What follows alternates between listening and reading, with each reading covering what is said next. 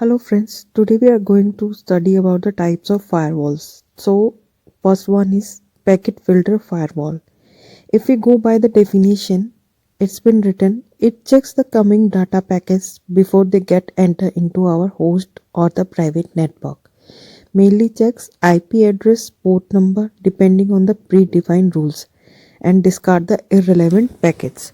तो डेफिनेशन से हमें पता चलता है कि पैकेट फिल्टर फायरवॉल चेक करता है इनकमिंग डाटा पैकेट्स को और उनमें क्या मेनली चेक करता है आईपी एड्रेस और पोर्ट नंबर को। जैसे कि हम पहले से जानते हैं कि हमारा डाटा ट्रांसफ़र जो होता है इंटरनेट के में it is in the form of packets. उन पैकेट्स पे जो है सीरियल नंबर और पोर्ट नंबर और आईपी एड्रेसेस अलॉट होते हैं when the data packets went through the OSI model layer. तो पैकेट फिल्टर फायरवॉल जो है इन्हीं डाटा पैकेट्स के ऊपर जो है आईपी एड्रेस और पोर्ट नंबर को चेक करता है। तो इससे क्या होता है, तो mainly what can a packet filter firewall do, it can block the IP address, network और any service. File transfer for service means file transfer हो गया या डाउनलोडिंग हो गया। तो इससे हमें पता चलता है कि पैकेट फिल्टर फायरवॉल के पास एबिलिटी है आईपी एड्रेस को और नेटवर्क को या यानी सर्विस को डिनायल करने की। इन तीन चीज़ों को ये ब्लॉक कर सकता है according to the user predefined rules. User ही सेट करता है रूल्स फायरवॉल के अंदर। फायरवॉल की उसके अकॉर्डिंग उन पर्टिकुलर रूल्स के अकॉर्डिंग ही इनकमिंग पैकेट्स को चेक करता है। तो one is the only negative point of the packet filter firewall is that it doesn't checks the data inside the packets. तो जो डाटा पैकेट्स के अंदर जो है पोर्ट नंबर को चेक कर लेगा, सीरियल नंबर को चेक कर लेगा, आईपी एड्रेस को चेक कर लेगा, मगर जो ये है इनसाइड जो डाटा होता है उसको चेक नहीं करता है। तो मेनली कहाँ काम करता है firewall, it works on the transport layer and the layer before that. तो अगर रिसीवर साइड से हम देखें तो फिजिकल लेयर से होता हुआ डाटा लिंक लेयर पे आएगा, डाटा लिंक लेयर से होता हुआ वो फिर ट्रांसपोर्ट लेयर पे आएगा। तो नेटवर्क लेयर पे आएगा और फिर उसके बाद ट्रांसपोर्ट लेयर पर आएगा। तो इसके बीच में इसको आईपी एड्रेस भी चेक हो जाएगा और पोर्ट नंबर भी चेक हो जाएगा। तो डिफ़िकल्ट टू कॉन्फ़िगर ये होता है डिसएडवांटेज इसका और susceptible to IP spoofing. Okay, the mainly disadvantage of the packet filter firewall is that it doesn't checks the data inside the data packets. तो उससे क्या होता है, it is susceptible to IP spoofing. IP spoofing क्या होता है, ये एक हैकर्स की टेक्निक होती है जिसके थ्रू जो हैकर्स होते हैं सेंडर और रिसीवर के बीच के पाथ को जो है हाईजैक कर लेते हैं। और वो क्या करते हैं, सेंडर का जो आईपी एड्रेस होता है, यूज़र नेम होता है, उसको स्टील करके अब जो है ये उस पाथ में अपना पर्सनल डाटा पैकेज भेजेंगे किसको, रिसीवर को।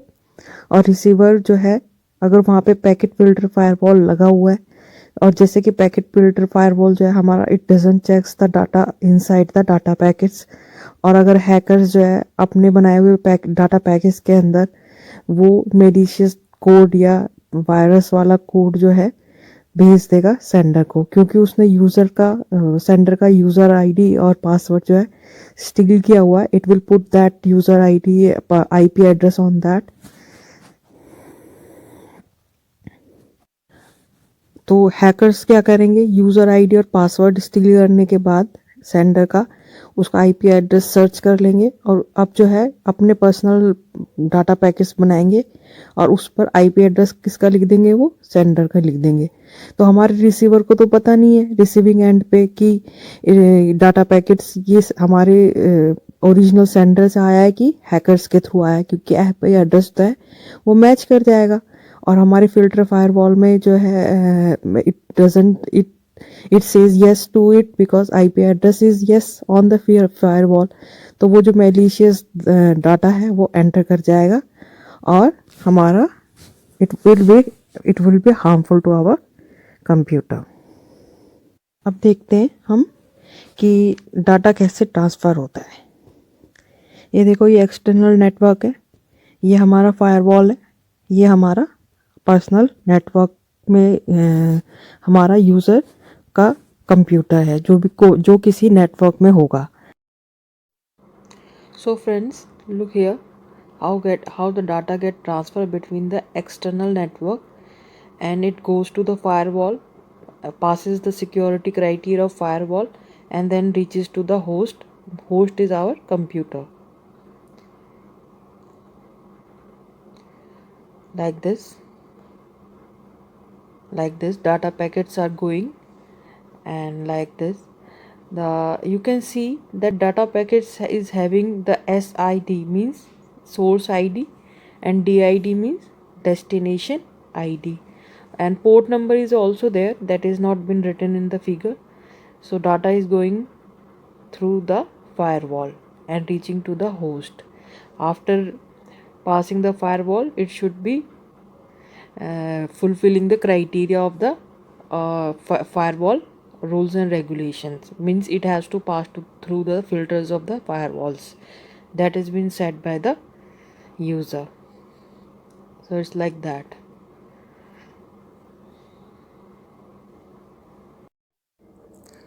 Now student, I am going to discuss about the Pyrexy server. So how it works. तो आप डायग्राम देख रहे होंगे कि पायरेक्सी सर्वर लगा हुआ है वेब सर्वर और होस्ट के बीच में. होस्ट क्या होता है हमारा, कोई भी यूज़र का कंप्यूटर को बोलते हैं हम, कोई हमारे कंप्यूटर जो इंटरनेट से जुड़ा हुआ है उसको हम होस्ट बोलते हैं.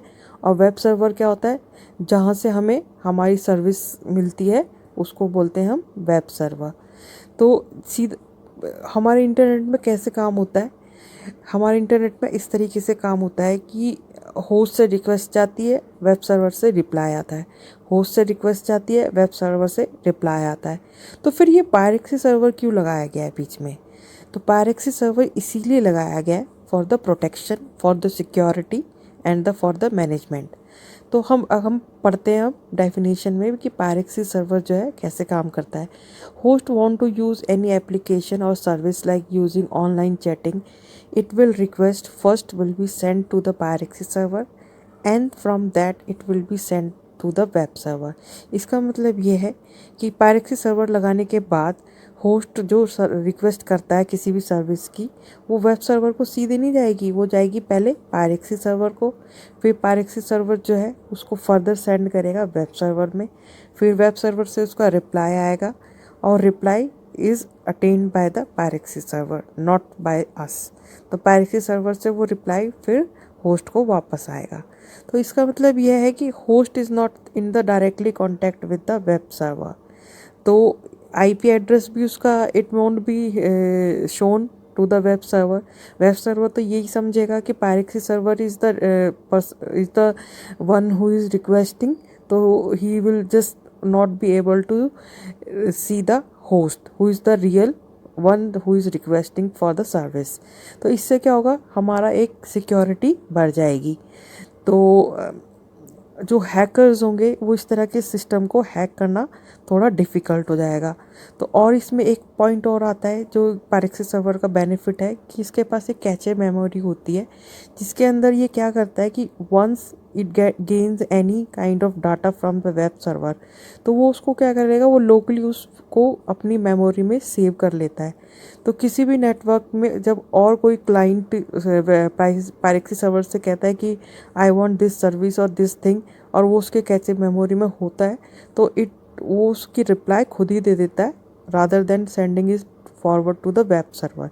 तो इससे क्या होगा, एक तरह का मैनेजमेंट सेट हो जाता है, ईजी हो जाता है, सिक्योरिटी हो रही है. तो इस तरह से 2-3 पॉइंट्स हैं जिससे Pyrexy server it's beneficiary to the user.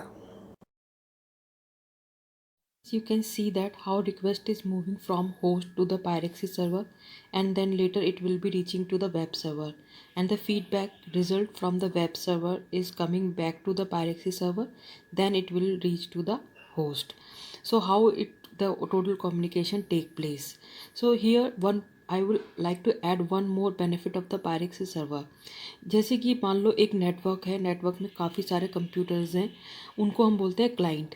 तो हम उन क्लाइंट्स के ऊपर एक फायरवॉल रख सकते हैं थ्रू पायरेक्सी सर्वर। अगर हम चाहते हैं कि पर्टिकुलर नेटवर्क में जितने भी कंप्यूटर्स हैं ये किसी पर्टिकुलर सर्विस और वेबसाइट को एक्सेस ना कर सके, तो हम ये फिल्टर पायरेक्सी सर्वर में कर सकते हैं। तो we can control our clients. तो this is the proxy server one more benefit that's we are just adding up it into the firewall category. Now student, we are going to discuss one more type of firewall. The name of this firewall is application gateway firewall. So if we just read out the definition, this is implemented at application layer of data transfer model. It gives deep check on the data packets arriving from outside and also check data inside. Telnet and FT protocol services are accessed smoothly due to it. तो हमें इससे क्या पता चलता है, ये application layer OSI model के application layer पर काम करता है। तो rather as we have just already read in the packet filter firewall कि वो port sir number and IP address check करता है, मगर पैकेट फिल्टर फायरवॉल जो है डाटा चेक नहीं करता है। मगर यहाँ पे क्या होता है, एप्लीकेशन गेटवे फायरवॉल में ये डाटा भी चेक करता है।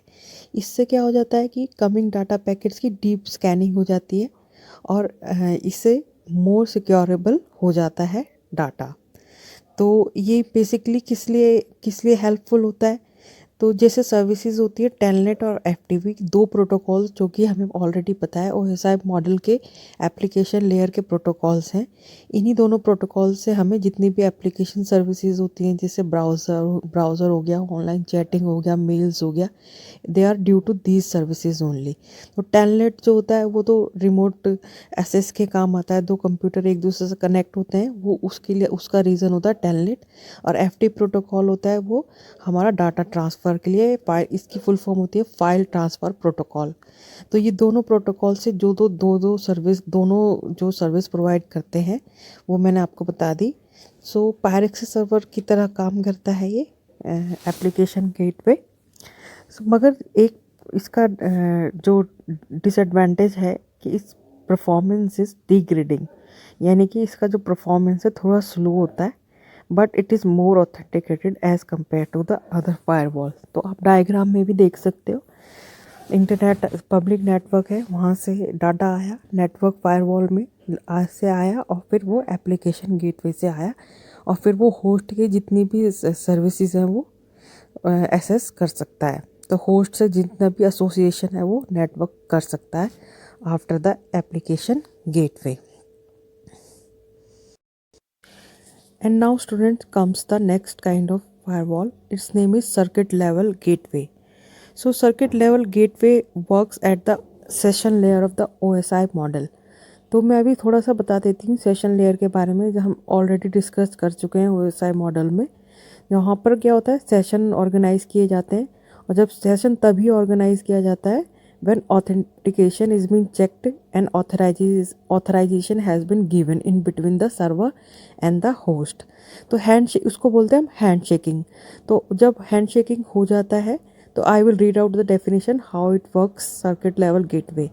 तो when handshaking between the host and client is done, after handshaking, what happened is that a session is organized between the host and the server. After the session, the data transfer can easily take place between them. So, but before the session is organized, the host that server has to fulfill the criteria of the host firewall, that is circuit level firewall. So, हमें इससे हम मालूम पड़ता है कि circuit level firewall session layer पे काम करता है। तो ये सेशन ही तभी ऑर्गेनाइज हो सकता है जब ये सर्किट लेवल फायरवॉल में जो फिल्टर्स हैं, जो कंडीशन है उसको फिलफिल करे server, then only it can access the request of the session. तो इससे क्या होता है, एक बार सेशन लेयर में ये सेशन स्टार्ट हो जाता है तो डाटा जो है बार बार चेक नहीं होता, एक बार ऑलरेडी चेक होके ही सिक्योरिटी से क्रॉस होने के बाद ही सेशन ऑर्गेनाइज हुआ है, तो डाटा जो है इजीली और फास्ट ट्रांसफ़र हो जाता है between the host and server. तो इट मीन्स जो है सर्किट लेवल गेटवे जो है it's faster as compare to application gateway. So that's all, thank you very much.